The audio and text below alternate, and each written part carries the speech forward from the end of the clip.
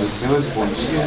Em nome do seu presidente, Luciano Mário Salles de Araújo, a Federação das Indústrias do Rio Grande do Norte agradece a presença de todos e dá início, neste momento, à segunda sessão do segundo dia do Fórum Caminhos da RN. E está ouvindo desde ontem até quarta-feira todos os candidatos ao governo do Estado do Rio Grande do Norte. Neste fórum, eles poderão apresentar suas ideias, planos e projetos, em um diálogo aberto com as classes produtivas, em particular, e também com os eleitores, de forma geral.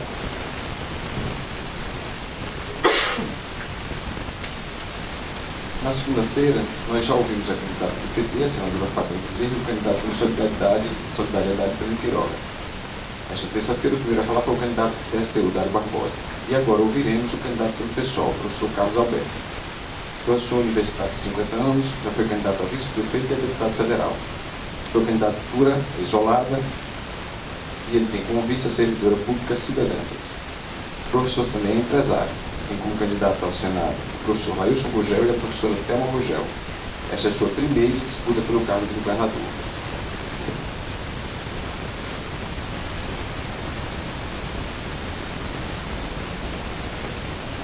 Importante lembrar que todas as regras foram previamente acertadas com as assessorias dos candidatos. Pelo previsto, só serão aceitas perguntas por escrito.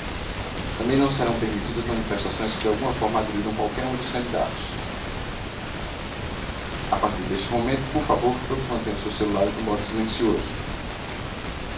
Agora, por favor, todos de pé para a execução do hino nacional.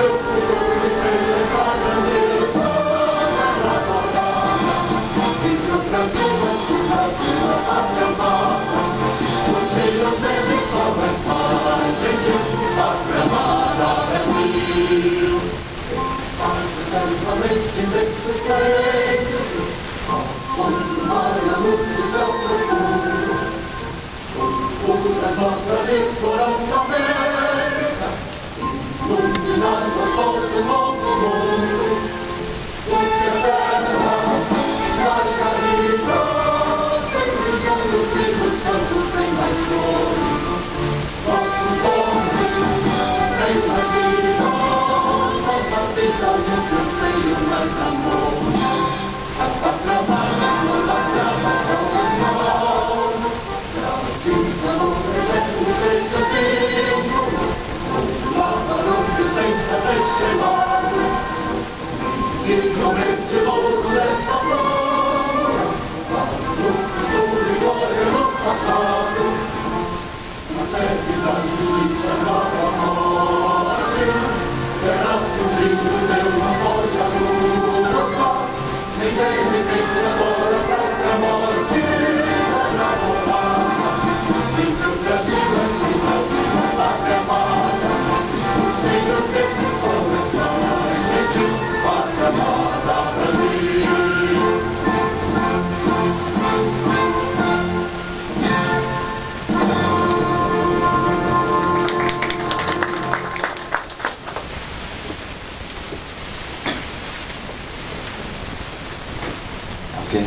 te agradece as presenças de Pedro Terceiro de Mello, primeiro vice-presidente da FIERN, Eider Campos, diretor primeiro secretário da FIERN, Vilmar Pereira, vice-presidente da FIERN, Silvio Torquato, vice-presidente da FIERN, Francisco Soares, diretor da FIERN, Mário Tavares, presidente do Cine Minerais, Juliano Martins, superintendente do SESI-FM, Emerson Batista, diretor regional do SENAI-FM, Maria Angélica Teixeira e Silva, superintendente do IEL-FM. Agora, assistiremos a todos a exibição de um vídeo sobre a Agenda Potiguar 2019-2022, sobre o Mais aí, um projeto de desenvolvimento para o Rio Grande do Norte, com diagnósticos e propostas objetivas de soluções das mais diversas áreas de administração pública. O Mais RN é fruto disto, contratado pela FIERN, a respeitada empresa de consultoria Macroplan, como contribuição ao Estado. Feito originalmente em 2014, o Mais RN passou agora por uma revisão e atualização, que resultaram na Agenda Potiguar 2019-2022.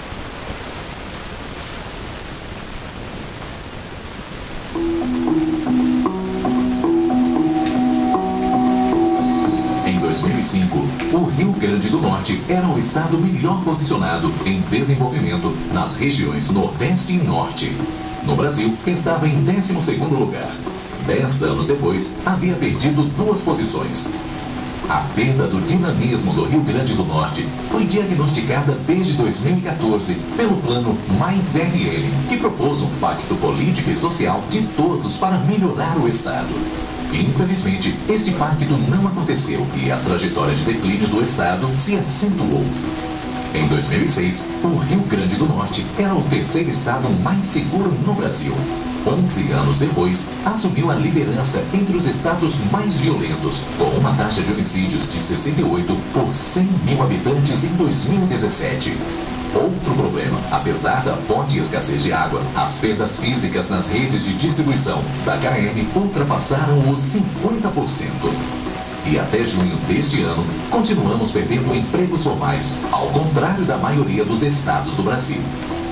É bom lembrar que nosso estado tem potencialidades muito valiosas: energia, turismo, indústria têxtil e de confecções, fruticultura, pesca, entre outras. Mas não é possível aproveitá-las com eficiência, porque o Rio Grande do Norte está atolado numa crise estrutural que chegou a uma situação limite.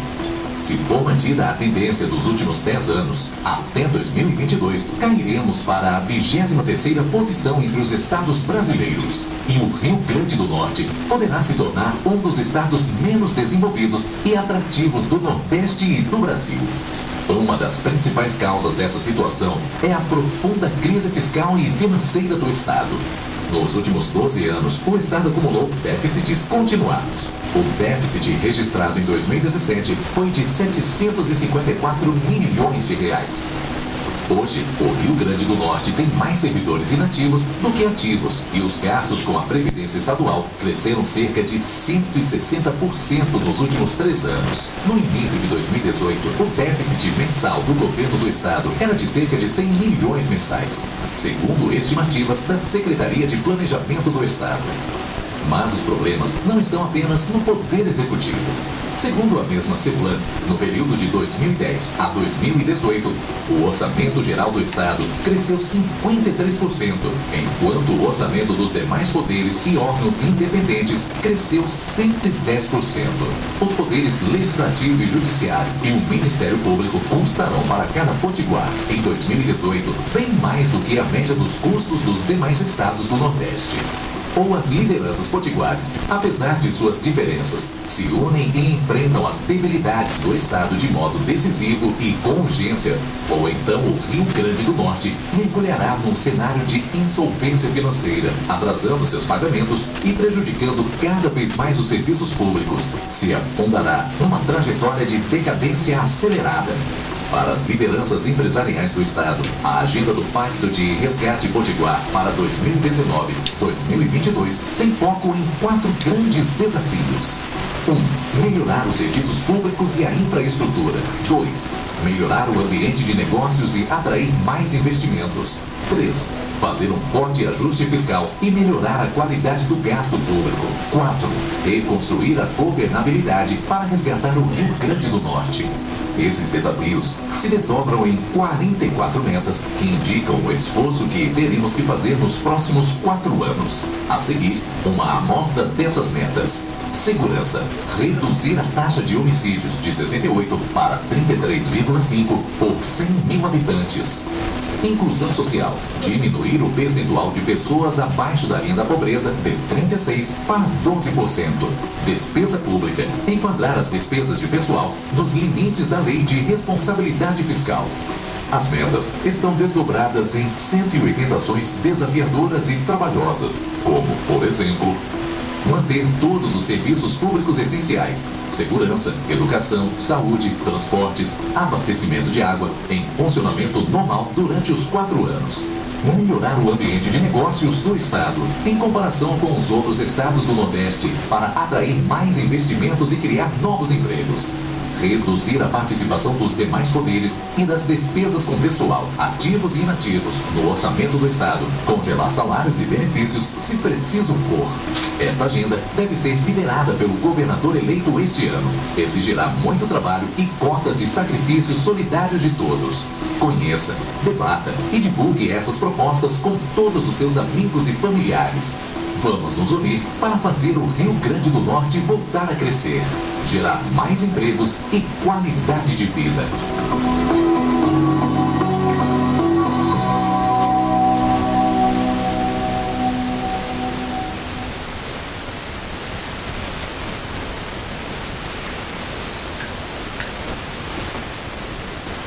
Neste momento, no geral, a gente faz a entrega do relatório ao candidato, mas o candidato já veio preparado, presidente. Eu só posar para a foto, por favor.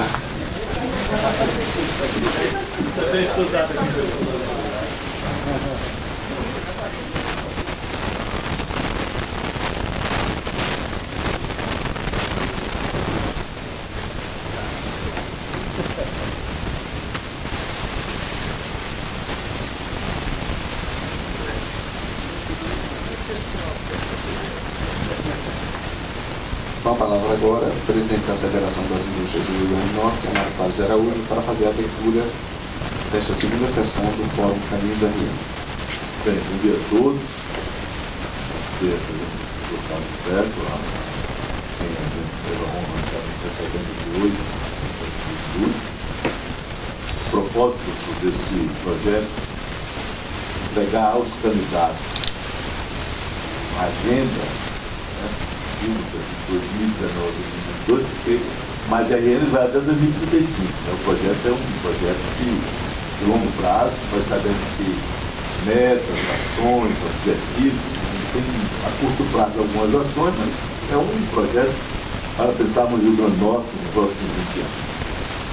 E sabemos que, como é difícil quando o Estado chega nesse estágio, e quando ele entregava quinta-feira no lançamento do Conselho do Presidente, e o seu interesse em já sua equipe foliar o mais RN, isso nos deixa feliz, porque o Rio Grande do Norte não quer pautar candidato, mas quer pautar o Rio Grande do Norte. Nós queremos um Estado melhor. Quando pensamos em construir esse projeto, tivemos o apoio da CNI, o apoio da diretoria, o apoio de um grupo de empresas que acreditam no Rio Grande do Norte, né, que contribuíram financeiramente para esse projeto. E nada melhor do que trazer os 8 pré-candidatos ao governo do Estado, para que amanhã ou depois do cara disse, olha, eu não sabia de nada disso, não estava nem sabendo, sabia nem o que estava acontecendo no Rio Grande do Norte. Eu acho que eu estava no outro Estado. E isso referenda também uma matéria que saiu domingo na Folha de São Paulo, viu, Marcelo? Domingo saiu uma coisa, uma situação até pior do que esse que a gente está mostrando aqui hoje. E a gente já acha isso muito ruim, porque aqui é onde a gente vive, onde a gente mora, onde a gente cria nosso filho, nosso neto, nosso bisneto. Eu acho que a gente tem desejo de não sair do Rio Grande do Norte. E quando eu vejo a Pierre fazendo uma pesquisa e onde a população diz que o primeiro item que ela quer que resolva é a segurança, era um item que há 10 anos, há 11 anos atrás, era, eu acho, o quinto ou sexto item, né? Não falava nem de segurança, lá, mas hoje virou uma cidade perigosa. Hoje de manhã eu estava assistindo a abertura do Conteúdo e 8 mortos no dia 8. Então ele termina saindo de casa meio assustado. Se vai voltar. Né? Isso, eu tenho a certeza que na iniciativa privada, todas as empresas, ela vem com suas metas indicativas, suas ações, as áreas de resultado, e transformamos hoje esse pensamento que a gente tem na iniciativa privada em um projeto para o Rio Grande do Norte. Pensando sempre que se está melhor para o Rio Grande do Norte, está melhor para a minha empresa, para a sua, para tudo que empresário do presidente. Fazer o registro também, por exemplo, toda a diretoria do presidente, o vice-presidente, e assim. Nós acreditamos no Rio Grande do Norte. A gente foi fazer esse estudo diante de que toda a reivindicação que fazíamos ao governo, vinha aquela razão, não tem dinheiro para fazer um projeto aí, que possa fazer um diagnóstico. E hoje a gente entrega Rio Grande do Norte, hoje estamos mais um bem da Pierre, é um domínio público, um domínio do Rio Grande do Norte. Certo? Tanto que esse projeto, há uma intenção nossa, inclusive já estamos em contato, de montar um observatório para que ele possa ser monitorado por todo mundo. Não vai ser pela Pierre só, vai ser monitorado por todos. Eu estava dizendo ontem e hoje, os próprios candidatos vão poder monitorar isso. Quer dizer, está escrito, vai ser ter as ações, que o que é que o governo, o senhor eleito, tenha o mapa da mina, mas também possa ser crítico e achar o que está funcionando e o que não está. Então, é um número assim, que nos assusta, né? Mas tem um direcionamento quanto indicativo, assim, fornecer à população bem serviço público, que é educação, saúde e segurança. Isso é uma obrigação do Estado. Essa é só uma repetição, mas assim, você está fazendo um registro, mas aquilo que todo Estado tem que dar para o seu cidadão. Então, vemos algumas distorções, né? O tamanho do nosso Estado, o tamanho que o Rio Grande do Norte cresceu, ele cresceu só no número de despesa, porque a máquina ela inchou e o Rio Grande do Norte encolheu. A economia do Rio Grande do Norte encolheu. Quando o vídeo fala que o Rio Grande do Norte era 12º lugar na economia, em 2 anos passa para 14º, e hoje a gente tem uma preocupação de não chegar no fundo do poço, que é chegar em 20º. Então, com essas palavras que eu utilizo nesse momento, acreditando no Rio Grande do Norte, que a gente está trazendo ao debate público a agenda pública, né, política do Maranhão.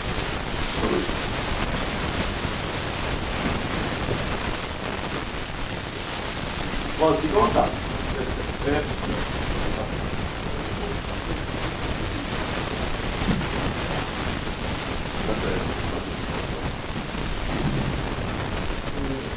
Bom dia a todos. Para estar aqui,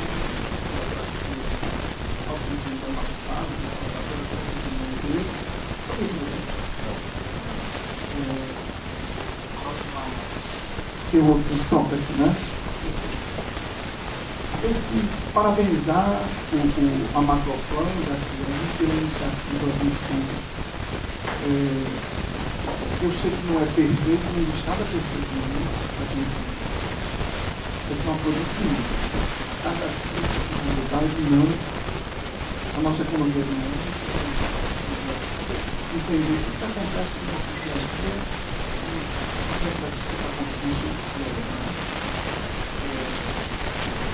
Então, essa leitura completa do documento trouxe alguns pontos para completar a nossa memória, principalmente do que existe de interseção entre o país e nós falamos de muita coisa. grande parte é convergente. A parte que diverge um pouco é que eu acho que a gente é mais ousado, principalmente nas políticas sociais. Eu acredito que serão, e é o grande desafio que nós temos uma situação muito difícil em política social. E essa situação de política social está se refletindo no ponto de vista. Esse índice do IBGE é realmente uma coisa que chama de ele está ladeira abaixo, e isso é muito reflexo de como a gente trata a política, como a gente trata as eleições e como a gente trata a gestão. Eu tenho dito em várias entrevistas que são três coisas completamente distintas. Política é uma coisa, nós somos excepcionais na política. Nós já tivemos líder do Congresso, o presidente da República, eleito com Getúlio Vargas, está aqui, no Estado Comum, presidente do Senado da Câmara, líder do Congresso, presidente dos partidos mais importantes do Brasil.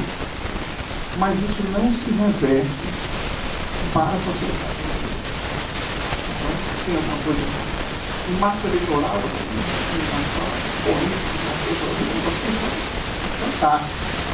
Nós desenvolvemos campanhas belíssimas, criamos conceitos, exportamos marqueteiros para o mundo inteiro. Mas na gestão, nós somos fracassos, porque a gente contamina a gestão com a eleição. Então, acaba a eleição, o governador começa a fazer a cooptação dos deputados. E essa cooptação é entregando a máquina pública para pessoas que não são de carreira do Estado, que vão fazer uma gestão, muitas vezes, pensando em fraudar o serviço público, em se locupletar do serviço público, em desviar recursos do serviço público para pagar a conta da eleição. Então, o Rio Grande do Norte não suportará 4 anos dessa conta. Eu acredito que se nós mantivermos essa maneira de fazer política, a gente vai descer essa ladeira abaixo. Então, o que eu tenho diferente dos outros candidatos, eu tenho que até que uma tribuna da entrevista do domingo, é que não tem ninguém segura da economia nenhuma. Eu tenho que assumir que se eu vencer essas eleições, eu vou fazer um governo sem ninguém fora da cadeira do Estado dentro da máquina pública. Vocês não vão ver nomeações políticas dentro da minha gestão. Eu vou empoderar o gestor público, o servidor público, para que ele exerça a sua plenitude profissional. Só dessa maneira nós vamos conseguir recuperar o Estado. Porque o servidor tem que ser valorizado, ele tem que ser recompensado, tem que haver meritocracia também dentro do serviço público. Não é porque é cabo eleitoral de A ou B que vai ser coordenador da secretaria, vai ser secretário de Estado, vai ser subsecretário, vai dirigir um órgão público. Esse ciclo tem que ser rompido. Nós não podemos aguentar mais. Se isso acontecer, nós vamos parar. No 23º lugar do país. Então a gente vê aqui Pernambuco consolidado na previsão. Primeiro, aqui tem o motivo de Pernambuco estar acima. Aqui tem alguns exemplos que alguns estados estão bem pujantes. Eu não acredito que o Ceará caia sem posições. Conheço muito de perto a situação do Ceará, a gente investe lá. O estado está muito organizado. Mas, então, vamos esperar o tempo, né? Para ver o que vai acontecer. Bem, a primeira observação que eu queria fazer, acho que eu vou seguir a ordem do documento, é sobre a segurança. A grande insatisfação da polícia, tanto civil como militar do Estado, é a completa falta de estrutura para trabalhar. Então, você tem delegações decretadas, viaturas acabadas, quebra não conserta, salários atrasados. Então, isso causa uma insatisfação na polícia. Ele não se motiva a trabalhar. A insatisfação mínima completamente, não faz absolutamente nada. Existe, por exemplo, a situação de você colocar a polícia civil para fazer policiamento. Isso é um contrassenso. polícia civil para investigar crimes. Não vai passar do polícia. Você parar uma viatura da polícia civil na esquina, arrumar um travão e atrás de mim, ficar assim, deixar os amigos lá, ligados, com 2 policiais civis dentro da viatura, expertise. Aqueles 2 policiais que estão investigando quem são os 2.400 assassinos que mataram o ano passado no estado. Quem são os 1.000 assassinos que já mataram esse ano. Então, quando não colocar esses assassinos na cadeia, nós não vamos ter doutor. Porque eles saem assaltando banco, roubando celular, sequestrando pessoas, sequestro de relógio, que aconteceu semana passada. Quando chega perto da gente, a gente está assim. Mas a pessoa que a gente falou, então, a gente tem que melhorar as condições de trabalho da polícia com orçamento. Então, o governo destinou quantias irrisórias para a investigação da polícia. Em 2015, primeiro ano do governo, contingenciou grande parte dos recursos, liberou R$13.000 para passar de investigação. No segundo ano, 68. No terceiro ano, 120 alguma coisa. Não funciona sem orçamento. Bem, aí a segunda parte do documento ele trata da educação. Quanto à educação, aqui tem uma coisa interessante. Eu acho que a gente foi pouco ousado. Aqui fala de caso, né? Um caso de sucesso, que é o case de Pernambuco. Aqui no texto fala claramente, Pernambuco colocou em cada município uma escola de tempo integral de ensino médio. Então, eles mudaram o IDEB de 2,7 para 3,9. Passaram o primeiro lugar no Brasil. Nós estamos propondo no documento chegar a 4,3. Nós vamos ultrapassar a Pernambuco. Aí eu fiz olhando na meta, não tem educação integral universalizada. Por que a gente vai ultrapassar Pernambuco se a gente não vai adotar o que ele está dizendo aqui no case de sucesso? Então, se o exemplo, se o benchmark é Pernambuco, nós temos que montar também em cada município do estado uma escola integral. Eu fui estudando a questão da escola integral, aproveitar. Não tem dinheiro. A diferença de custo, o primeiro artigo da nova escola, ele mostra que o tempo parcial e o tempo integral, a diferença de custo é muito pequena, porque você aproveita todo esse tempo. O que existe hoje na educação é uma evasão fortíssima. O Danone perdeu 91.000 matrículas de 2005. Os jovens estão abandonando a escola. Então, se você coloca, você tem capacidade ociosa na estrutura instalada. Se você coloca o jovem no ponto ativo, ele vai usar a carteira vazia. É o mesmo professor. Então, o que nós precisamos é reformulação de projetos pedagógicos. Eu acabei de fazer o projeto pedagógico. Nós precisamos reformular os projetos pedagógicos para que os jovens passem. O que você está fazendo ginástica? Os jovens gostam agora de acompanhando. Todo mundo vai colocar até para fazer ginástica mesmo. Então, para nadar, para aprender música, para ocupar a cabeça com coisa produtiva. Mas o mais importante, dentro do nosso programa de governo, nós construímos com a criação de pactos regionais. Nós precisamos entender o Rio Grande do Norte com suas micro-regiões. Vamos juntar os municípios de cada micro-região e vamos fazer pactos pelo desenvolvimento. Acho que essa palavra é a palavra que nós estamos precisando. Pena que a gente perdeu já um tempo para entender o significado dela. O pacto regional entre os municípios vai permitir que eles tomem as decisões da sua governança. Aqui lá no multiplicação. Eles vão definir as prioridades de educação, de ensino profissionalizante voltado às suas capacidades econômicas.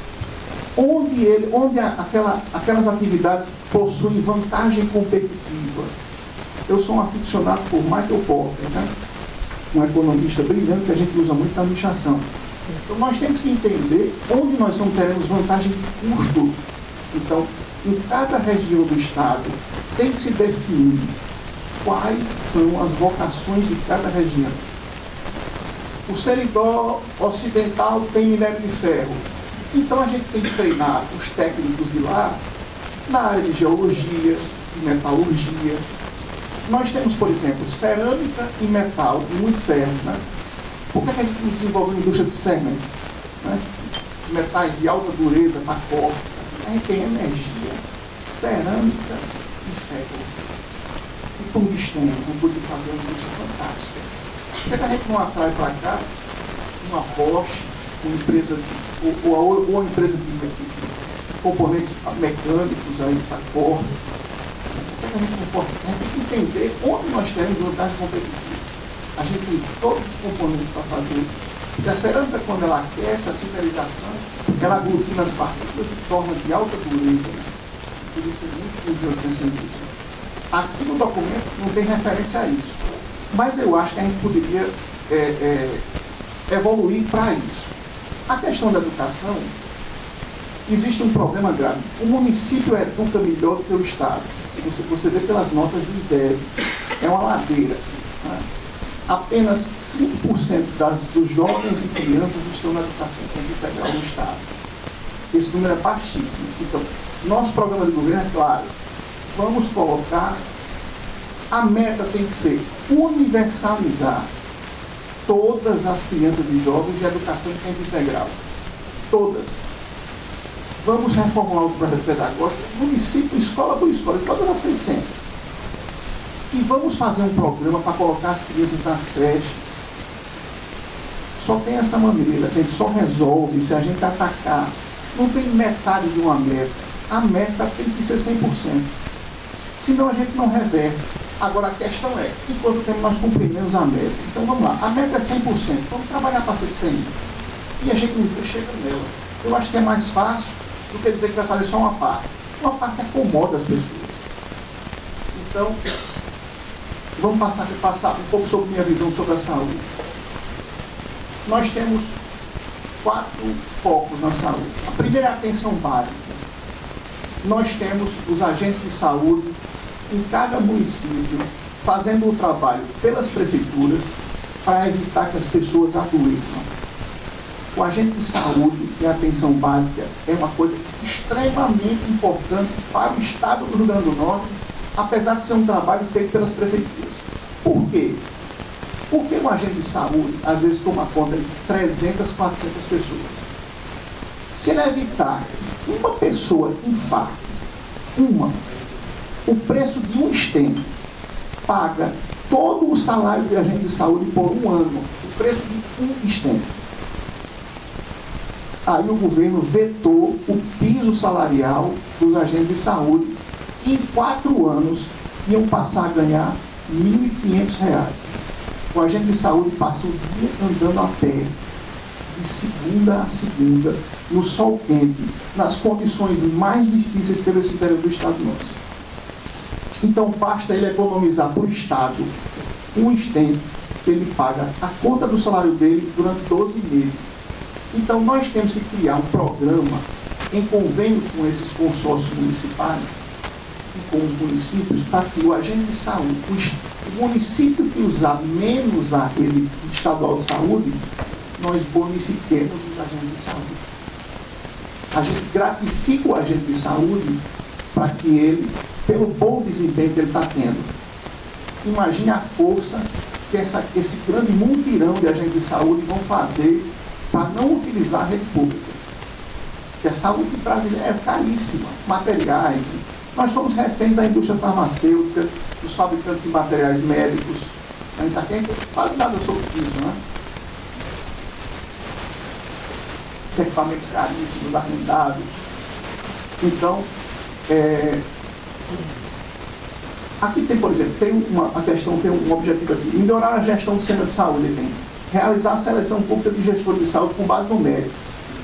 Nós temos que tirar o viés político. Eu coloquei aqui, extirpar o viés político do serviço público. Parar de usar o hospital regional como moeda de troca política. Isso é vergonhoso. Isso acontece aqui no Rio Grande do Norte e vem acontecendo, assim, com toda a promessa que a gestão ia ser técnica. 0 cargos comissionados em indicação política na máquina pública. Certo? Vamos aqui um pouquinho sobre extrema pobreza. Eu acho que o documento, ele fala de reduzir a pobreza de 36,2 para 12. Eu acho que o problema não é a pobreza. O problema é a extrema pobreza. Nós temos 9% do Rio Grande do Norte na extrema pobreza. São mais de 300 mil pessoas que vivem na rua, que vivem em esmola, nos canteiros, nas periferias. Então, eu acho que a gente devia fazer um programa seguinte. Vamos fazer o maior programa de creches do Brasil. Vamos pegar essas pessoas extremamente pobres, que não têm condições de criar os filhos. Vamos tirar as crianças da mão do pai e da mãe, de 7 da manhã às 7 da noite, ou às 6 horas da noite. Vamos colocar as crianças dentro das creches. Vamos educar essas pessoas. Vamos liberar o pai e a mãe, que são as pessoas que estão na extrema pobreza, para ir para o mercado de trabalho. Ela vai participar da economia solidária, vai colocar uma culpa, vai ser empregada doméstica na casa de alguém, mas ela sai.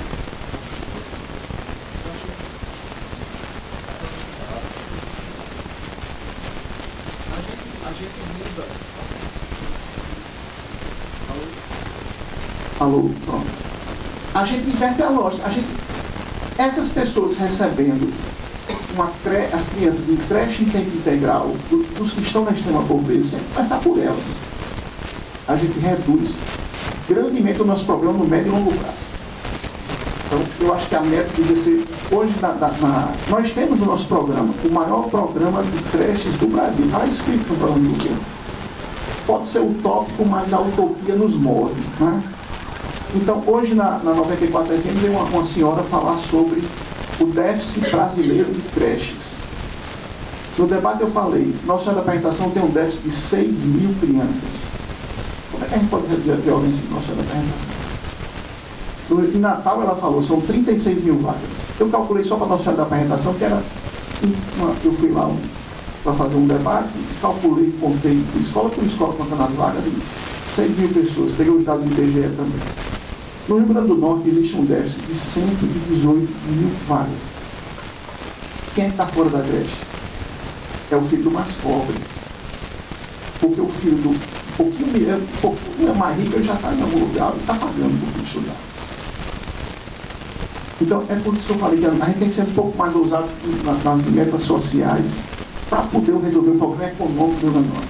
Imagine 300 mil pessoas da extrema pobreza, que você pega as crianças delas e coloca nas creches, e a gente libera essas pessoas para produzir. Imagine um trem, que ele tem locomotivas, que somos nós aqui, né? Vocês. Ele tem vagões, e ele tem vagões sem rodas, sendo puxados. A extrema pobreza são nossos vagões sem rodas. A gente tem que colocar as rodas nesses vagões. Pelo menos eles vão começar a ajudar o Estado a se desenvolver economicamente. Bem, vou passar agora para transporte público. Nós não temos nada planejado, nós, o Estado, né, para o transporte público. Nós não sabemos o modelo, não sabemos o que queremos, não existe nenhum planejamento de integração de modal. Mas até hoje, assim, nunca licitamos o transporte público em Natal. Eu digo até que ainda bem que não licitamos. Porque é necessário que, primeiro, que a gente conceba o modelo de transporte público do Rio Grande do Norte, na Grande Natal. Nós precisamos prever a integração de modais. E essa integração, precisamos também rever os planos diretores dos municípios e o plano da região metropolitana de Natal. Por quê? Porque nós precisamos adensar a cidade ao longo da linha férrea que já existe. Nós precisamos rever os planos diretores para levar as pessoas para morar na beira dos trilhos. Em cada estação, nós temos que permitir um alto adensamento urbano. E ali você faz todos os serviços públicos, você faz escolas, você faz o comércio, naquela parada, você tem a creche, a escola, a universidade. Nós daremos viabilidade ao modal ferroviário, que é um modal que precisa de fluxo de pessoas. Então, nós precisamos, primeiro, redefinir os planos diretores de toda a região metropolitana, estimular o adensamento ao longo das linhas férreas, por onde, desde Ceará-Mirim, Extremóis, entrando na Zona Norte, Nísia Floresta para cá, a gente pode recuperar todo o modal, até de Goiânia para cá. O caro já está feito, a faixa de domínio, as linhas instaladas, recuperar isso e instalar. Isso não é... Isso faz no mundo. Se você for aos Estados Unidos andar lá de trem, você vê na Argentina, toda cidade onde você para, existe uma aglomeração na estação de trem, existe adensamento. Se você ainda dá viabilidade ao transporte ferroviário. E a gente tem que prever a integração dos modais. Então, ainda bem que a licitação nunca foi feita, né? Porque não está pensada para o futuro. O futuro será a integração de modais. Porque Natal hoje está chegando em 1 milhão de habitantes, 1,5 milhão na região metropolitana. Daqui a pouco a gente está com 3 milhões de pessoas e não planejou. Daqui a pouco a gente está com 4 milhões. Isso é um pulo, 10, 20 anos. Daqui a pouco a gente já chega nesse número. E a gente não pensou o futuro. Bem, sobre modais, eu acho que a gente falou aqui, existe uma meta aqui de asfaltar. O Rio Grande do Norte é muito bem servido do modal rodoviário. O que falta para a gente é capacidade de carga das estradas. Nossas estradas são muito mal construídas. Nós pegamos as estradas de barro, imprimamos, passamos uma camada de asfalto e começou a andar a carga lá. Isso aí foi feito desde o General Figueiredo para cá. Então, asfalto para ganhar voto. O que é que acontece? Essas estradas, expliquei até no debate também, os caminhões vão passando e vai fissurando, porque o asfalto não tem resistência à compressão, né? O irmão engenheiro ali sabe. Então, assim, o caminhão vai passando e vai trincando tudo. Por exemplo, os Jucurutu, a capacidade da mina de gomito, da minério de ferro. Nós precisamos ter uma estrada com grande capacidade chegando ao Porto de Natal, de lá para cá, para você poder ter caminhões que transfiram para o solo mais de 6 toneladas. Então, assim, são grandes caminhões. Para você dar viabilidade, se a gente não tem a linha férrea, você tem que fazer uma estrada dedicada. Na estrada de Baraunas para o Porto de Pecém, e falaram um dado, precisa até checar, mas dizem que trafegam lá, talvez Vilmar saiba, mais de 2.000 caminhões que vão diariamente para o Porto de Pecém. Você tem esse número, Vilmar? Fluxo muito ali, então, assim, nós temos que pensar na integração com a Transnordestina. E essa integração com a Transnordestina vai sair daqui de dentro. Por quê?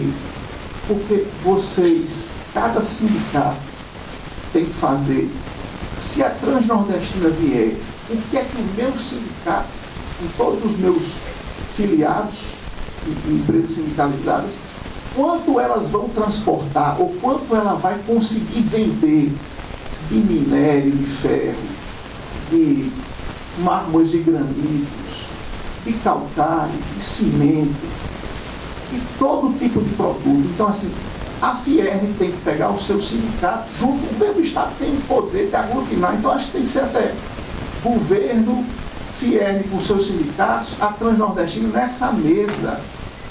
Nós queremos e vamos se juntar a vocês. Como vamos fazer? Vamos começar com o projeto, pegando o Estado, vendo onde a Transnordestina vai ter que passar para que a gente possa ter economicidade também nas ligações, né? Porque assim, quanto mais perto das minas, melhor. Quanto mais perto passar da produção, melhor. Porque isso é custo, né? Quanto mais barato o custo de transporte, mais dinheiro vai sobrar no bolso de vocês. Então, a gente tem que planejar esse roteiro. Aqui tem uma coisa muito interessante na questão rodoviária, de uma nova estrada. Eu defendo, isso aqui está certíssimo. Eu defendo uma nova estrada, não está no programa do governo, que eu dizer que isso é uma coisa, uma loucura, mas já venho falando isso há algum tempo, falo até na sala de aula. Nós precisamos de uma rodovia que fique entre a 406 e a 304, uma rodovia plana. Nós, todo mundo que vai a Mossoró, tem que subir a serra e descer. Aquela estrada, minha gente, para ser duplicada, acho que o preço que a gente vai gastar de dinamite já faz metade dessa outra nova. É caríssima. Duplicar 304, atravessando aquela serra de pedra, é muito cara. Vamos fazer uma estrada plana, ligando de uma São Gonçalo do Amarante, o aeroporto, passando por trás do Vale do Açu, de Açu ali, em Panguaçu, caindo em Serra do Mel, direto a Mossoró. Eu sou admirador da pujança que a região oeste tem na área industrial. Então, se a gente ligar, imagine quanto a gente queria para exportar de fruta, a gente ia passar por dentro das nossas melhores terras. Porque assim, a gente anda no cristalino quilômetros e quilômetros e não encontra nada sendo produzido. Eu fico pensando assim, o que é que a gente podia fazer nessas terras? Será que dá para fazer um cercado com as galinhas dentro?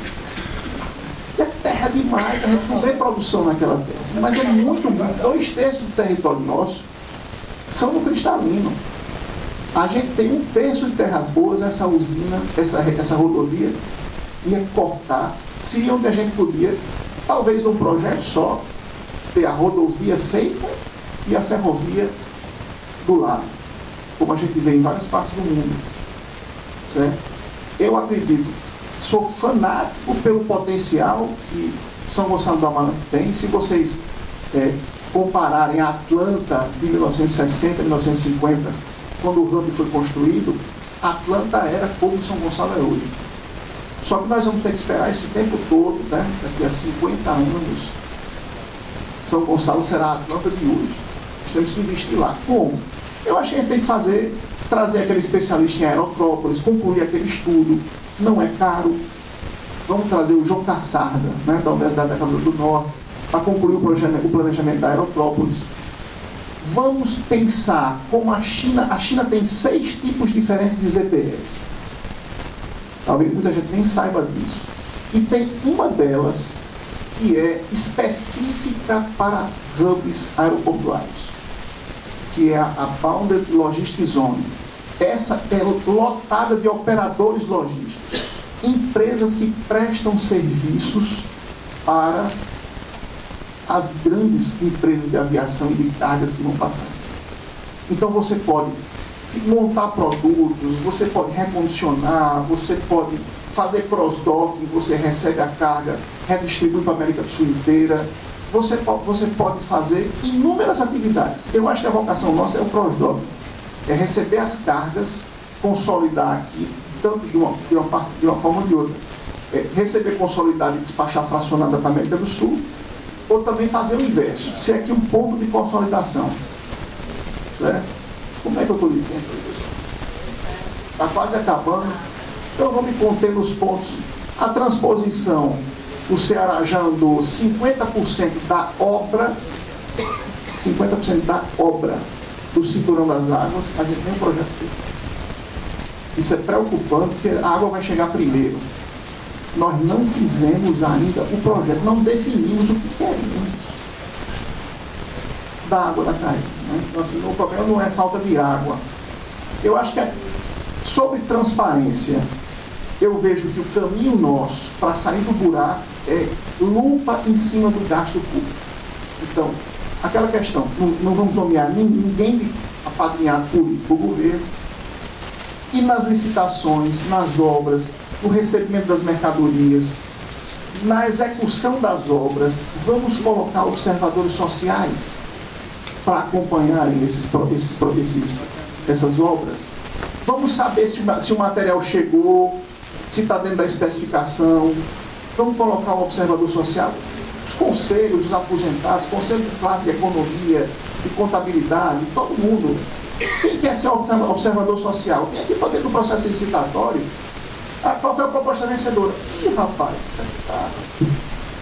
ele pode dizer para o contratante, que é o governo do Estado, essa mercadoria tem mais barata ali na esquisita atacada. Então, assim, isso tem que ser dito. O observador social, ele vai evitar que a gente jogue dinheiro fora. Se o cara está asfaltando o Estado está asfaltando uma rodovia lá no Alto Oeste, a gente pode ter um observador social dizer aqui, ó, fugiu da especificação. Era 3 centímetros de asfalto, só está fazendo com 2. O observador social fala. E a gente economiza. Mas a gente tem que romper com o sistema político vigente. Se a gente não fizer, fica do mesmo jeito. Sobre a atração de investimento, eu tenho uma visão muito clara, assim. Eu não sou contra uma grande empresa vir para cá, mas eu prefiro que seja nossa. Certo? Então, assim, eu sou nacionalista. Se disser assim, antes de mais nada, o que é que você se auto-intitula o quê? Eu sou nacionalista, eu defendo o nosso. Então, eu prefiro atrair financiamento para que a gente seja o dono do que atrair investimento. Então, assim, a gente está em inúmeros casos que a gente concedeu benefício, financiamento, a empresa passa aqui 1 ano e vai embora, quebra. Era mais fácil que a gente fizesse. Eu coordenei aqui nessa casa, há muitos anos atrás, um curso de formação de dirigentes de indústria. Eu fui o primeiro coordenador, ajudei a implantar o curso, na época o presidente era Bira Rocha. E o objetivo daquele curso era, na concepção da gente, fazer com que os nossos filhos de industriais, né, tivessem capacidade de pegar as empresas e continuar.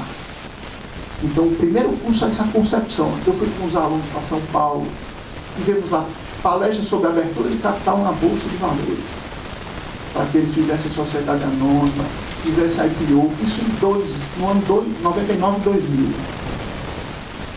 A gente foi para os Estados Unidos visitar incubadoras, naquela época eles falavam de incubadora, a gente visitou incubadora. Visitamos uma empresa que fazia seleção de modal e roteirização de fretes. Ela encontrava como era uma startup que o cara bolou o software e dizia, se eu for levar a mercadoria de Natal para Xangai, qual a melhor combinação de modais para que eu pague menos frete? Naquela época, no ano 2000, ele tinha deixado de ser startup, tinha passado por um andar de um edifício e eles tinham captado $1 milhão de investidores anos. Essa empresa ficou aberta. Até recentemente, eu sempre acompanhava ela foi vendida por um dos 100 maiores operadores logísticos dos Estados Unidos, para a Translog, empresa imensa. O cara deve ter ficado bilionário. Então, nós aqui fala da questão de atrair investimentos para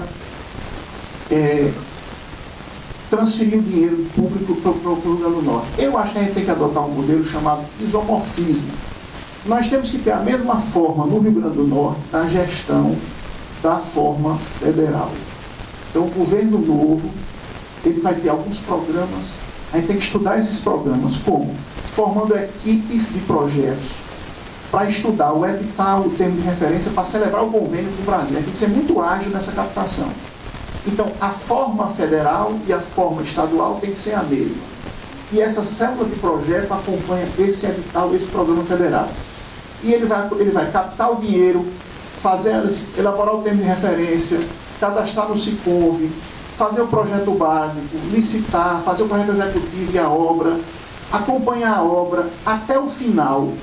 Quando essa obra termina, essas pessoas vão para outras equipes. E para isso, eu estou dizendo o seguinte, passada a eleição, assim, já queria fazer logo, né?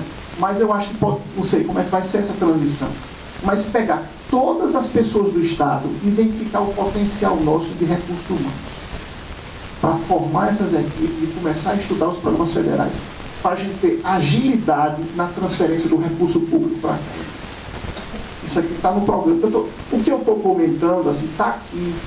Então, assim, quando eu falo que está diferente, eu digo logo, mas está aqui escrito. E a solução é essa. A questão de impostos, eu acredito que nós temos que reduzir os impostos no Rio Grande do Norte. Nós estamos batendo sucessivos recordes de arrecadação e a nossa economia desabando.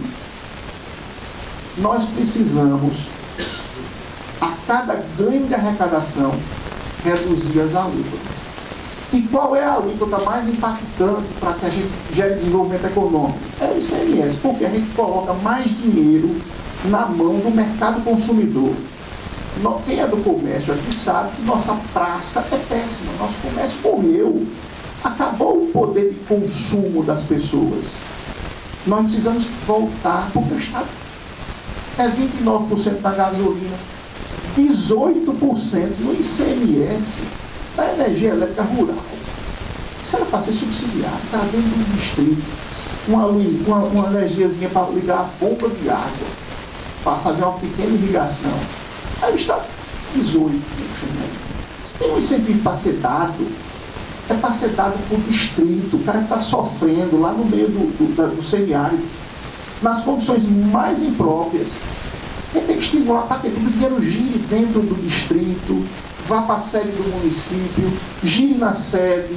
Cada vez que nós, comerciantes, sabemos, cada vez que o giro do estoque acontece, né, isso nos alunos, você se apropria da margem. Então o dinheiro vai circular muitas vezes, saindo do distrito até chegar aqui na capital. Cada vez que ele gira, o Estado abocanha. Então a gente tem que estimular o giro, colocando o dinheiro lá no meio do campo, nos distritos dos municípios. A riqueza tem que ser gerada lá. Recuperar o potencial de consumo do Estado, da população, para que a gente possa comprar mais, nossa indústria vender mais.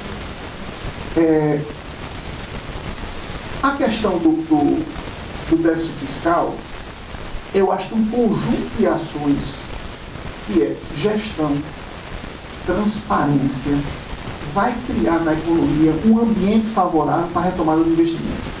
Se as pessoas confiarem no governo, vão voltar a investir. Eles vão reformar suas casas, vão aumentar suas empresas, vão criar novos negócios. Agora, da maneira que está, o Rio Grande do Norte perdeu completamente a credibilidade. Então, é um conjunto de medidas que vai recuperar a máquina pública, né? Eu acho que a questão dos observadores sociais aqui tem que reduzir bastante as compras do governo. Onde elas acontecem, eu já vi estatística que reduz até 40%.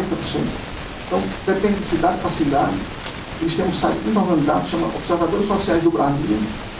Merece vocês darem uma pesquisada.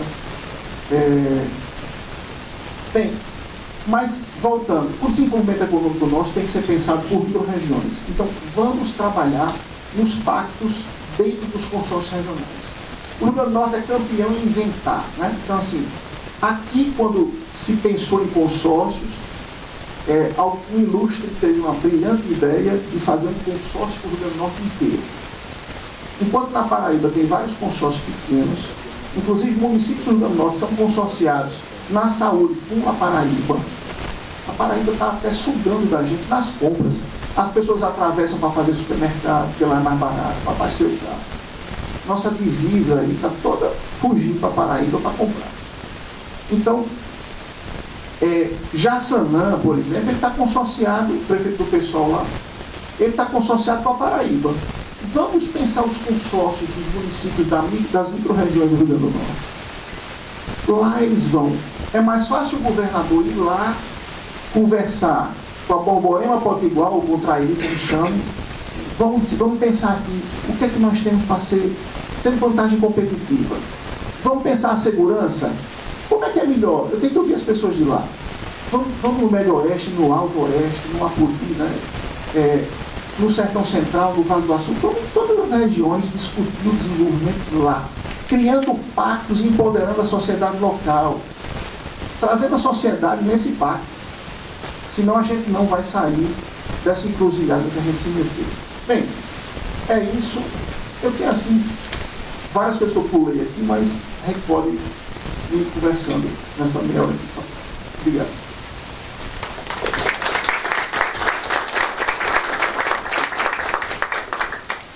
Daremos início agora à rodada de perguntas por escrito. Para iniciar, ouviremos a pergunta do presidente da Federação das Indústrias do Rio Grande do Norte, Amaro Salles de Araújo. Professor, eu quero logo te parabenizar pelo detalhamento, né, que você fez aí do nosso projeto do Mais RN, né? E claro, eu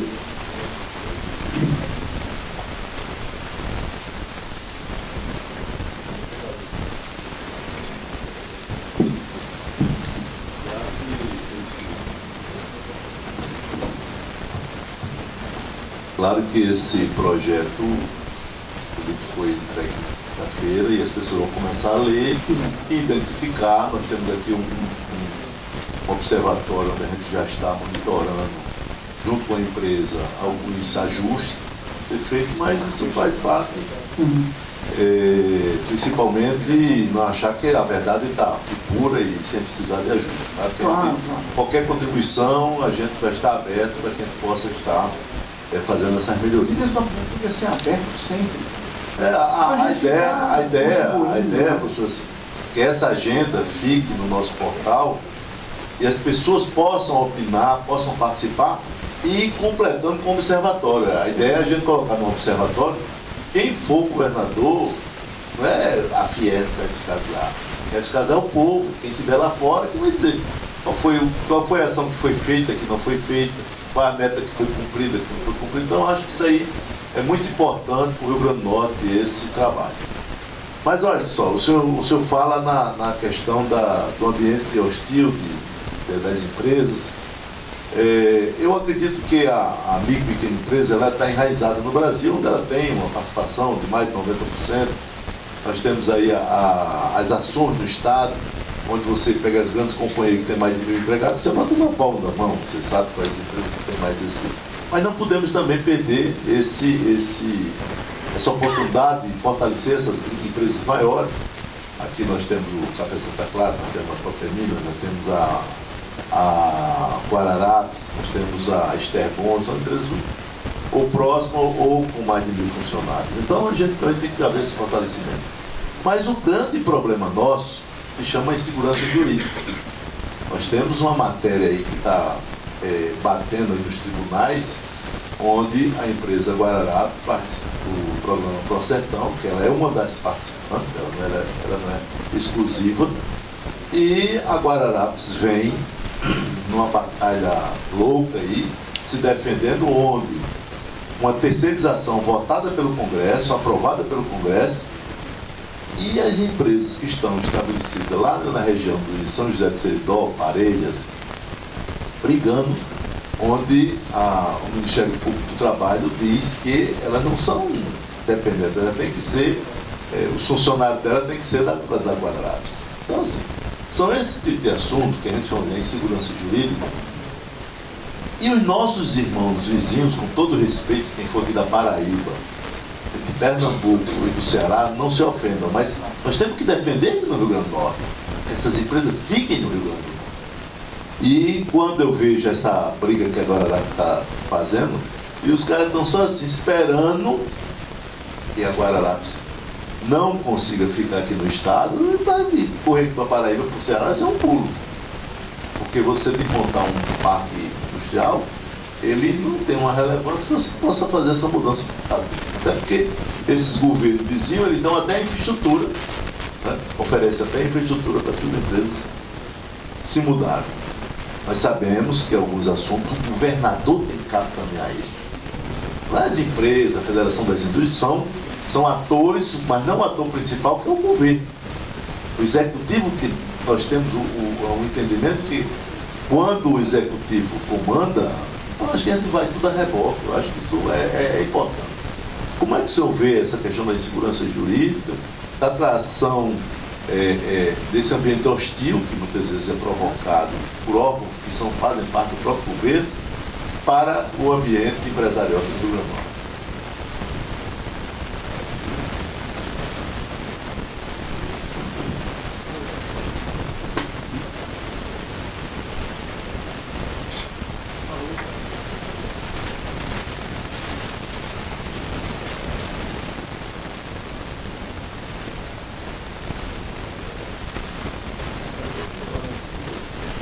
Mas vai cansando, as pessoas vão cansando.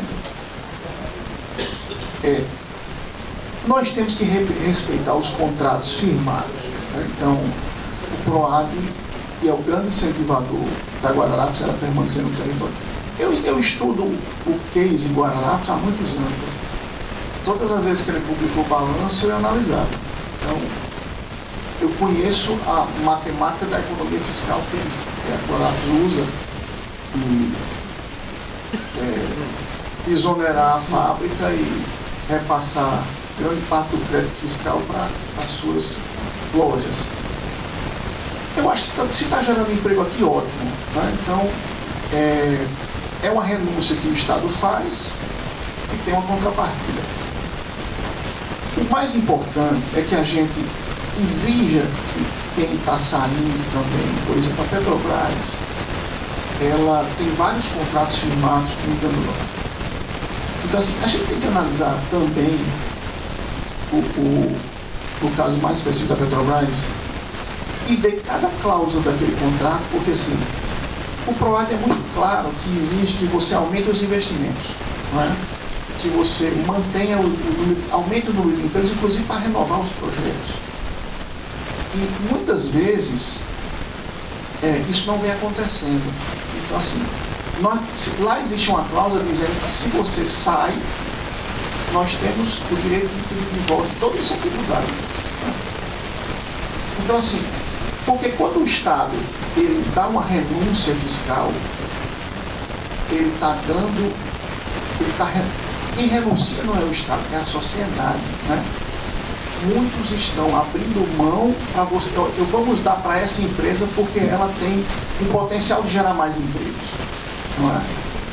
Então, eu acho que a gente tem que, não é cortar incentivo, mas rever como aplicar melhor. Porque o potencial do Rio Grande do Norte em dar renúncia fiscal, ele está quase que esgotado. Assim, ele é muito tímido. Ele só atinge 84 indústrias, segundo o PPA. Não sei que é um número diferente. Eu vi também as fontes. Foi até um texto da Macroplana, naquela apresentação. Nós precisamos dar um ambiente seguro para as empresas, sem dúvida. E também o Estado tem que exigir que os compromissos sejam cumpridos. Por exemplo, temos certeza, todos os contratos que a Petrobras tiver firmado com o Rio Grande do Norte vão ser analisados cláusula por cláusula. Porque se lá tiver um deles dizendo que não pode reduzir a produção, porque a prorrogação do incentivo necessitava um aumento da produção, isso não foi cumprido, nós vamos exigir lá que a Petrobras faça uma grande compensação com o Rio Grande do Norte. Por quê? Porque a redução, hoje a produção é a metade do que estava previsto, do que nós já chegamos a produzir aqui em terra. Então, isso tem que ser analisado, a nossa Procuradoria tem que funcionar, pegar todos os contratos da Petrobras e analisar. Porque a renúncia fiscal que o Estado dá é com o suor da sociedade. Todos nós estamos abrindo mão, né, para que aquela empresa cresça e depois nos dê a contrapartida. Nós vamos respeitar todos os contratos. O PROAD vai ser mantido, certo? Mas ele não vai ser expandido de uma maneira como se ele fosse a solução. Porque, na verdade, dada a desindustrialização que vem ocorrendo, ele já provou que não foi a melhor solução. Ele tem um componente político, um apadrinhamento muito forte, tendo o CDE ali, é uma briga para que aquilo, não sei nem como aquilo funciona, mas a gente precisa analisar muito bem a quem dá a renúncia, em que setores, porque eu prefiro dar para todos. Por exemplo, vamos dar para toda a indústria de confecções. Pernambuco tem vários isentos, regiões que ele deu isenção, deu uma redução de alíquota fortíssima, e está lá imensos pavilhões com milhares de confecções atuando, e aquele modelo gera muito mais emprego. Então, assim, vamos estudar os setores econômicos que nós temos vantagem competitiva e que gerem mais emprego, e vamos dar para todos. Porque isso é democrático, né? Isso você dá igualdade. Agora, você não pode dar a um e não dar aos outros. Né? Então, assim, por exemplo, as próprias facções, claro que eles queriam ter suas marcas, ter sua rede de lojas, mas eles estão numa condição, hoje, estão realmente fragilizadíssimos. Vamos dar condições de eles terem as marcas próprias. Por que eles estão trabalhando para a Ering, que não é daqui? Por que eles não têm a marca local? A TOB, por exemplo. Né? Entendeu? Fechou. Né? Então é melhor ter um atole forte do que uma empresa funcionando no Rio Grande do Norte. Então a minha visão é a de Celso Furtado. Vamos fazer com que os norte-rio-grandenses enriqueçam, estimulando os setores transversalmente, todo mundo.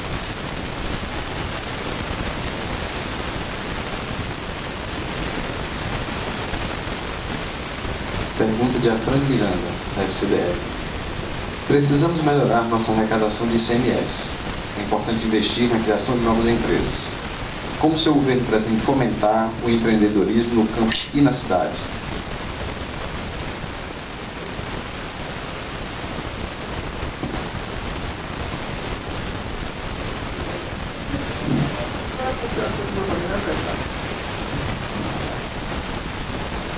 Meu professor Afrânio, embaixo de Popó, peguei Afrânio foi uma pessoa inteligentíssima, em 1987.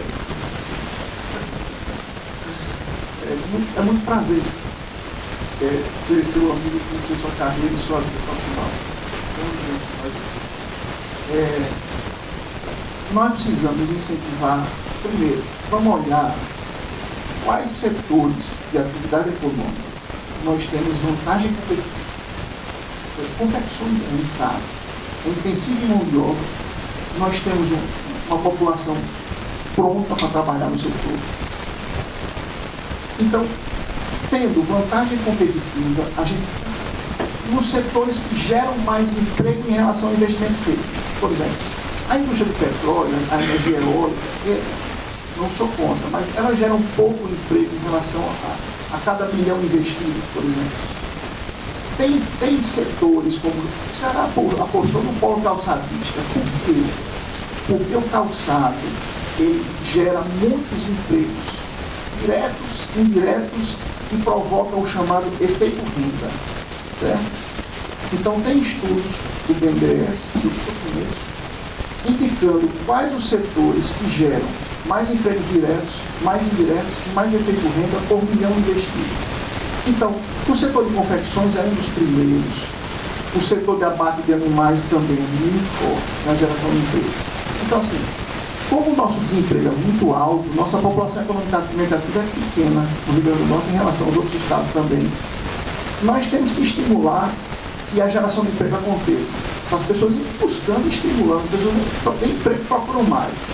Então, nós, identificando esses setores, onde nós tivemos duas coisas aliadas, a vantagem competitiva e sejam setores muito intensivos na geração de emprego, diretos e indiretos e no efeito renda. Se a gente combinar essas duas, a gente sai melhor, se sai melhor do que de outra maneira.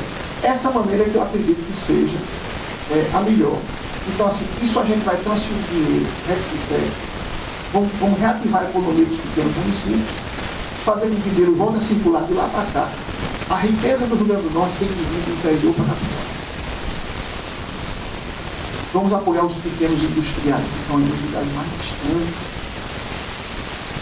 A gente tem a indústria, tem 10 mil indústrias espalhadas no Rio Grande do Norte, 172 mil pequenos agricultores familiares. Tem só 10 mil propriedades que não estão na agricultura familiar. Então a gente precisa pensar o desenvolvimento econômico dentro desse aspecto. Pergunta de Roberto Cerquinhas. Como implementar as propostas citadas sem antes fazer o ajuste financeiro? Considera o pacto entre os poderes como ponto de partida para recuperar a capacidade de investimento do Estado? Sim. O programa de governo da gente começa na primeira parte chamando um pacto entre os entes da Federação do Estado. E aqui no mais a gente também está nítido aqui nos já tem outro ponto. Então, nós precisamos chamar a responsabilidade de todos, colocar numa mesa governador, desembargadores, tribunal de justiça, deputados, presidente da Assembleia, a sociedade. Então, vamos nos dar as mãos, porque sem essa união o Estado não consegue superar. Não existe uma medida a ser tomada. Existe um conjunto de medidas que devem ser tomadas para que o Estado saia do buraco. Então, nós temos que melhorar a gestão pública, nós temos que estimular as pessoas invistam mais. E nós temos que dar absoluta transparência ao governo na gestão.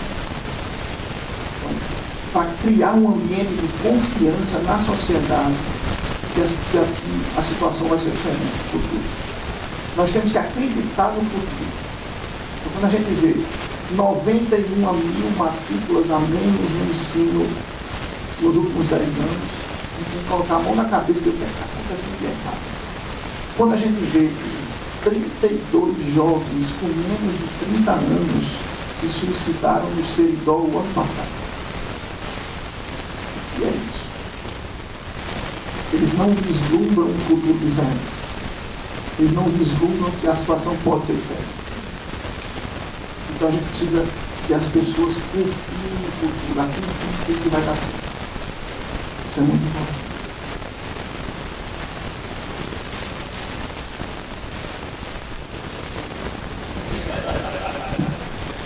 Pergunta de Marcelo Rosado.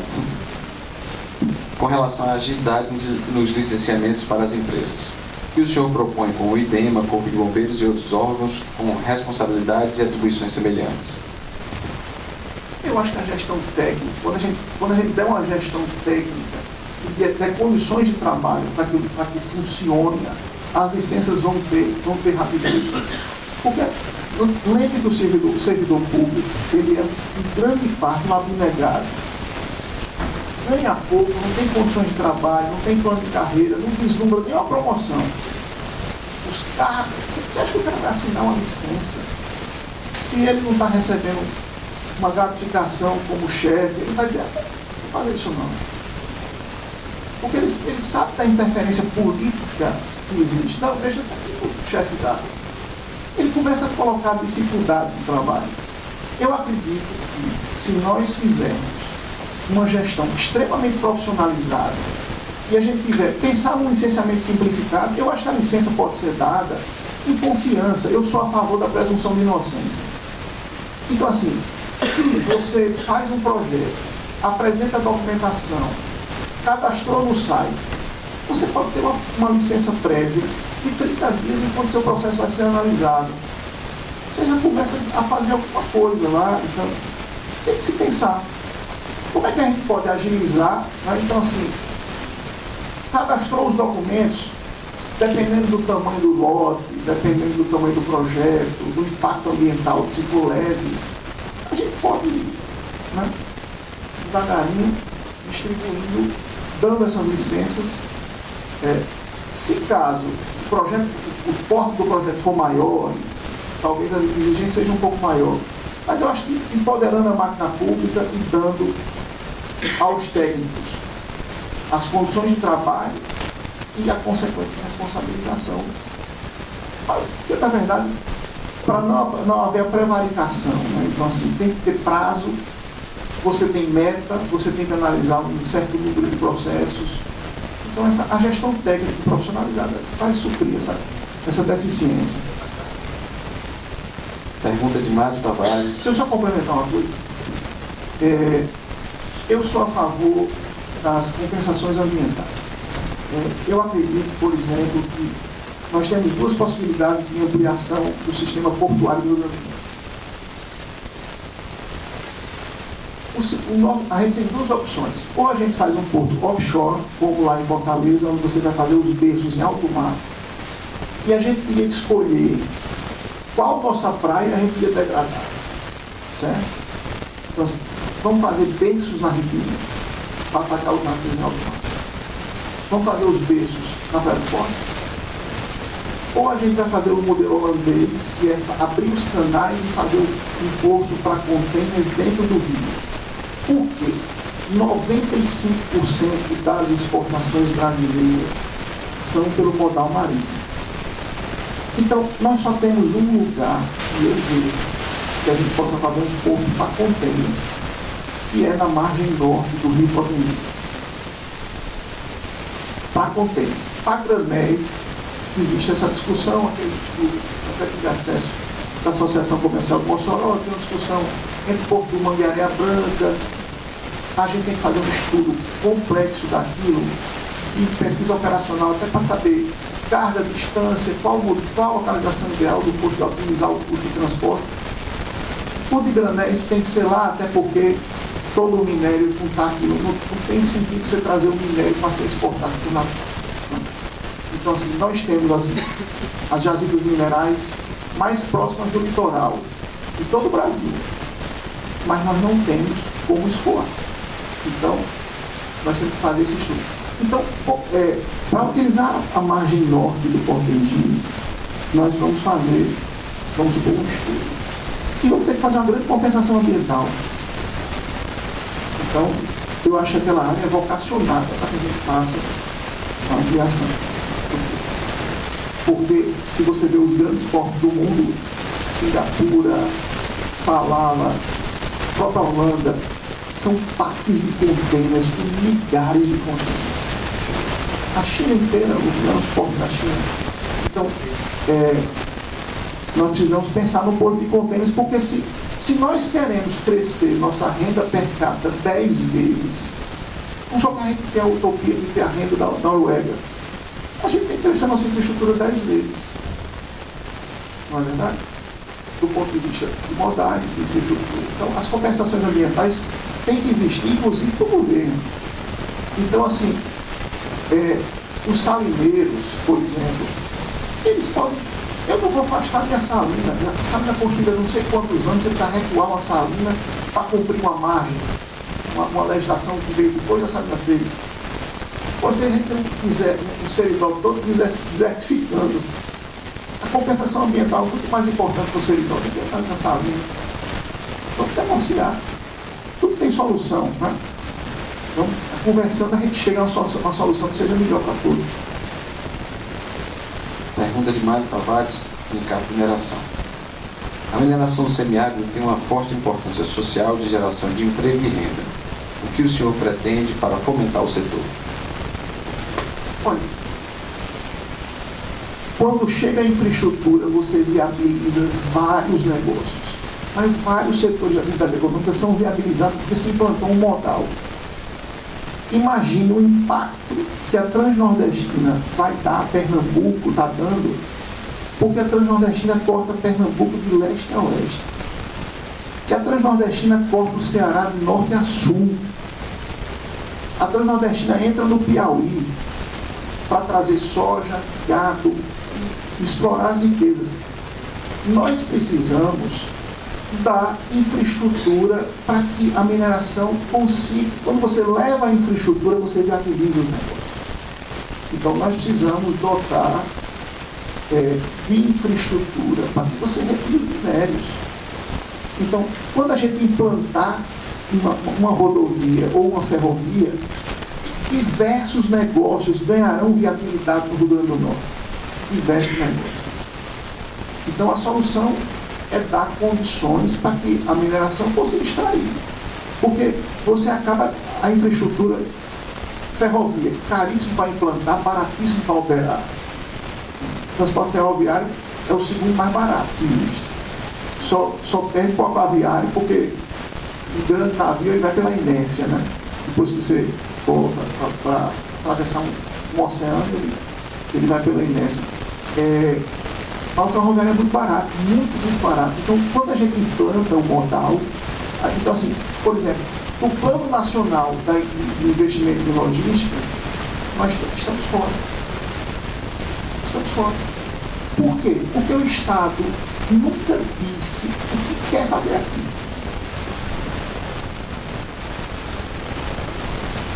Eu tenho um plano.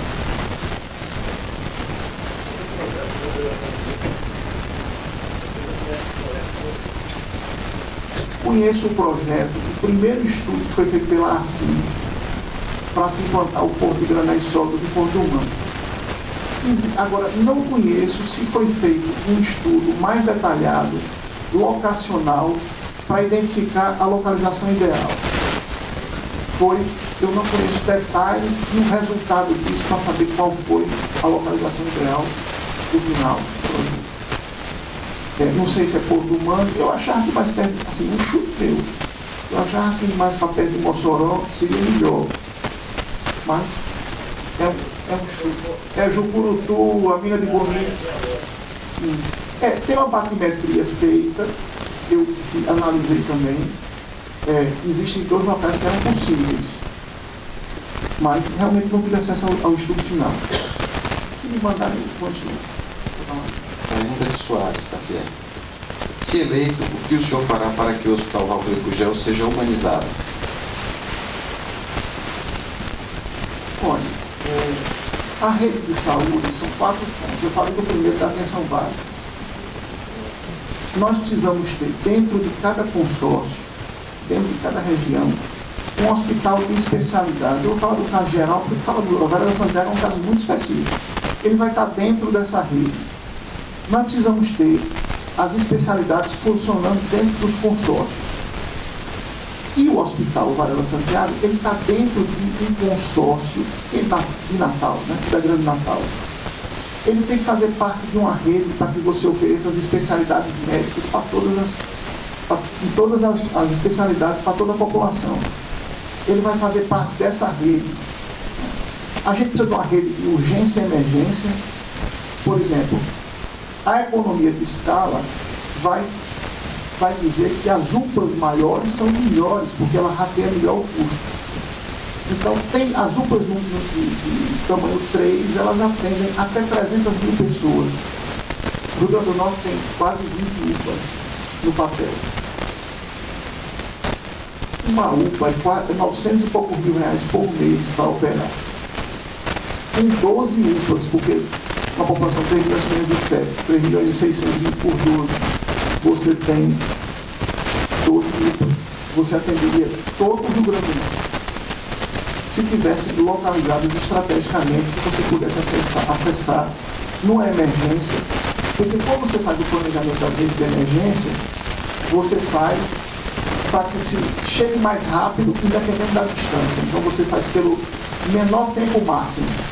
Então você tem que pegar dentro daquele município do consórcio, identificar por pesquisa operacional esse local onde todos acessam dentro do limite que não vai morrer, por exemplo. Né? Então, dentro do consórcio, uma UPA, que todos tenham essa possibilidade de chegar num tempo rápido.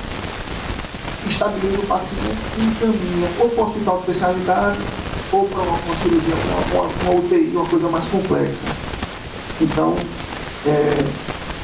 a saúde é a atenção básica, a rede de especialidades, a rede de UPAs e a alta complexidade, que aí é feita em Natal, nas cirurgias de trauma mais fortes, na neurocirurgia, na cirurgia de coluna, tem que ser feito na estrutura da até do hospital privado também, porque o Estado não pode ter alta complexidade, é melhor pagar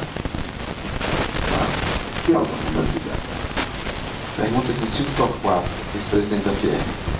O ProSertão foi um programa criado em articulação entre empresas e FIEB. E o senhor pretende fazer por esse programa? Olha, eu não sou contra o ProSertão, não. Eu sou a favor do ProSertão.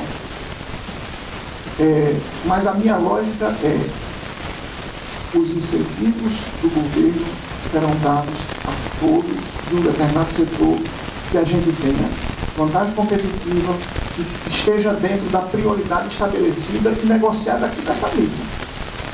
Os setores que forem mais pujantes, como eu falei, na geração de empregos diretos e indiretos e no efeito renda, vão ser as prioridades, porque a gente precisa resolver o problema do desemprego. Então, assim, eu sei da importância, já visitei facções, já várias, tenho pessoas me apoiando dentro do setor e técnicos dessa área também, já conversei com alguns proprietários, sei da importância. Inclusive, disse a eles uma estratégia para ele lidar com a sazonalidade desse problema da facção. Eu disse: olha, você tem que ter sua marca. Porque você está sem contrato, você pega a sua máquina e produz o seu produto. Porque você não pode estar à mercê de um contrato da facção que um dia você tem, outro dia você não tem. Então você tem que ter as duas coisas. Você tem que ser facção, ótimo, você tem um bom contrato, seja facção. Mas você tem que também ter a sua marca. E para aí a gente tem que criar a condição competitiva para que ele tenha lucro na operação dele. Então, o incentivo tem que ser dado a todos. A minha opinião é apoiar os setores de atividade econômica, reduzindo lá para baixo as alíquotas. De confecção, a gente tem que ter aqui uma alíquota extremamente agressiva de baixa para poder estimular, reaquecer a nossa indústria de confecção.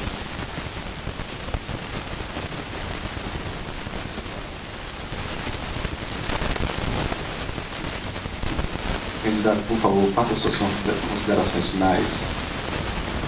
Eu quero agradecer a vocês, a todos que vieram ouvir minhas propostas e debater a agenda potiguar, porque essa agenda é uma coisa muito importante. Ela não é uma agenda para a indústria. Ela é uma agenda para o Rio Grande do Norte. Isso tem que ser reconhecido. E é um trabalho muito louvável, porque ele é um norte. Isso aqui vai ajudar muito para que o governo comece no rumo certo. Acho que um governador inteligente ele tem que começar lendo todo esse material e esse diagnóstico feito, entender o Rio Grande do Norte em todos os seus aspectos, é muito importante. Mas o mais importante é que ele crie na sociedade esse sentimento que é necessário abrir os olhos, porque a gente não aguenta mais continuar com essa maneira de gerir a máquina pública. Sabe uma coisa, você diz, olha, pessoal, quando você está brincando com a criança, aí, parou a brincadeira. Lembra dessa expressão? Não dá mais. Então, assim, ou a gente abre, ei, pessoal, parou, porque eu não aguento mais, né? Então, assim, o Rio Grande do Norte está nessa situação. Chegou a hora da gente dizer, pessoal, tá bom, foi muito bom, mas agora tem que ser diferente.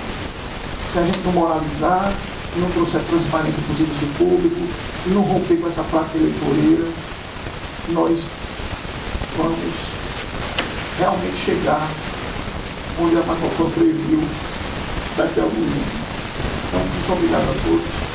Estou aberto a voltar aqui quantas vezes for necessário, a conversar com vocês em cada sindicato também, isoladamente, se for necessário, discutir as potencialidades e os projetos de cada um.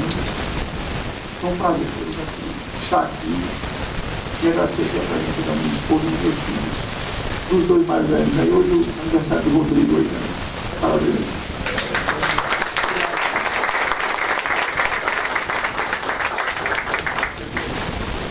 A FIERN agradece, em nome do seu presidente, do chamado Salles Araújo, agradece a participação do candidato e a presença de todos. Já convida para a próxima sessão, às 15 horas, com o candidato do PSD, governador Robson Faria, às 14 horas.